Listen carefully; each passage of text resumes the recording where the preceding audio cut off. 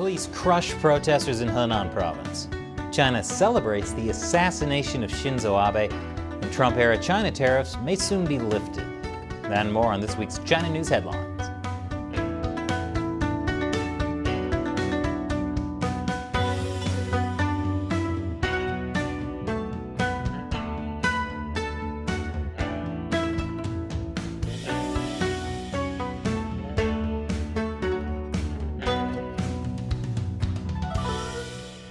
Welcome to China Uncensored. I'm Chris Chappell.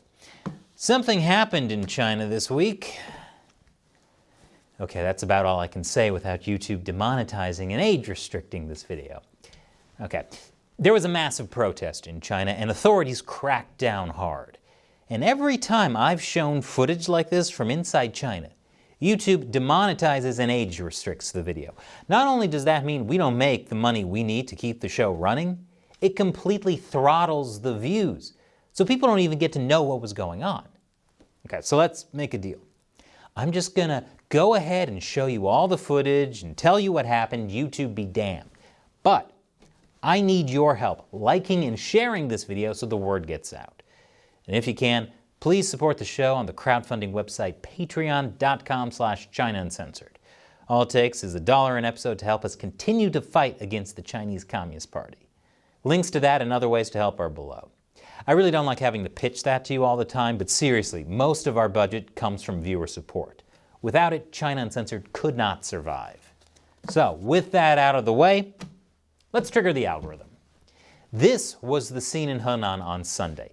Hundreds were protesting what's been called China's largest financial scandal. 400,000 people in China haven't been able to access their bank accounts. On the line is $6 billion. And in proper Communist Party fashion, protesters were greeted by a massive police formation. Emerging from the police formation was a group of unidentified men wearing very similar but unmarked clothes, who began beating people and dragging them away. This group of guys in the same white shirts began to get pretty violent, all while police watched on. Gee, I wonder if all the guys in white shirts were connected to the police somehow.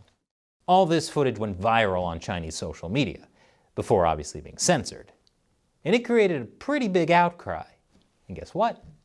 Local authorities are now saying they're going to start releasing money to some of the people whose accounts have been frozen. Of course, for many people, the presence of a group of violent men in white shirts brings back memories of the 2019 Hong Kong protests. Groups of men in white shirts ruthlessly attacked protesters. Perhaps the CCP understands that this isn't a good look for them, and much prefer this. And coming up after the break, China reacts to the assassination of former Japanese Prime Minister Shinzo Abe. Welcome back.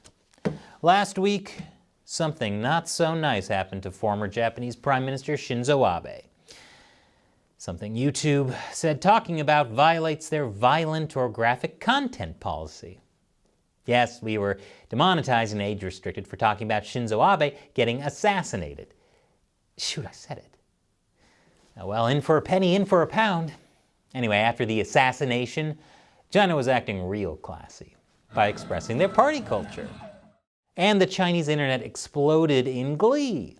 The response in China reflects how decades of government propaganda designed to stoke Chinese nationalism by vilifying the Japanese for wartime atrocities has poisoned public attitudes toward Japan. Because people should be way more concerned about what Japan did 80 years ago than what the Chinese Communist Party is doing right now.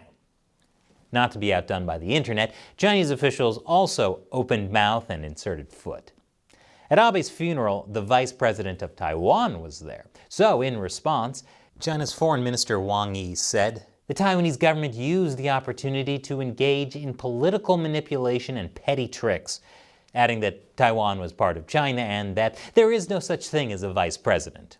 This all happened because Shinzo Abe was a staunch supporter of Taiwan. That's one of the reasons the CCP was so happy he was a Word is, President Biden might be looking to end some of the Trump-era China tariffs. Now, if you're a regular viewer, you're probably thinking that would be a crazy, stupid decision. But some people think it's a great idea. For instance, Biden's top economic aide, who used to work for BlackRock. Or Biden's newly announced top foreign policy advisor, who is a BlackRock chairman. You know, BlackRock, the Wall Street firm that has been telling people to triple their investments in China.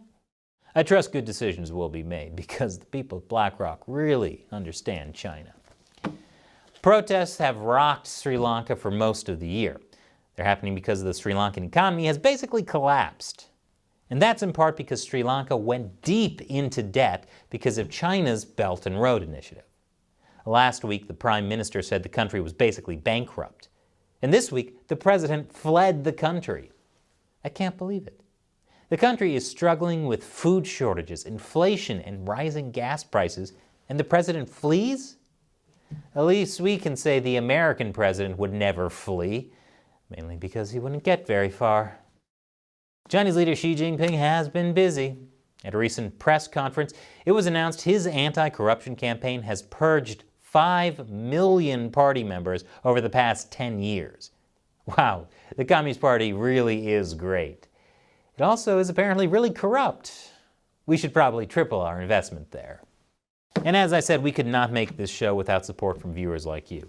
As a thank you, I answer your questions at the end of each episode. Today's question comes from Almighty Overlord on Patreon. Most little pinks believe that Mao's unification of China justifies the millions he killed along the way. Why is unification such a big deal? What if Mongolians, Tibetans, Uyghurs, and others declare independence and become separate countries? The Romans didn't make a fuss out of unification, and today all the small European countries seem to be doing quite well. That's a very interesting question. It goes back to the nature of communism, the dialectics, the oppressed and the oppressors, and the struggle between them. The Chinese Communist Party loves to harp on the century of humiliation. That's what they call the century where colonial European powers did some pretty horrible things to China in the 1800s. Opium Wars 1 and 2, carving up China between different powers.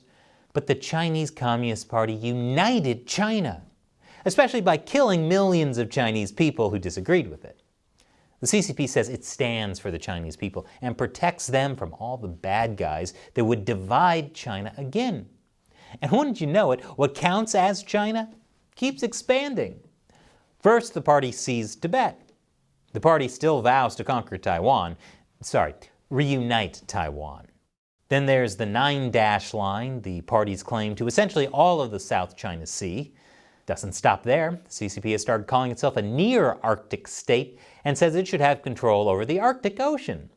And while they're at it, they might as well expand into Antarctica as well. Then there's the head of NASA warning China may try to take over the moon. And I don't think Mars is too far off. So I don't think the CCP will stop until it's achieved universal unification. For the good of the Chinese people, of course. Thanks for your question and your support, Almighty Overlord. Join the China Uncensored 50-cent army and help us in our fight against the CCP. You can sign up on patreon.com/China Uncensored or our exclusive social media community on ChinaUncensored.locals.com. Once again, I'm Chris Chappell. Thanks for watching China Uncensored.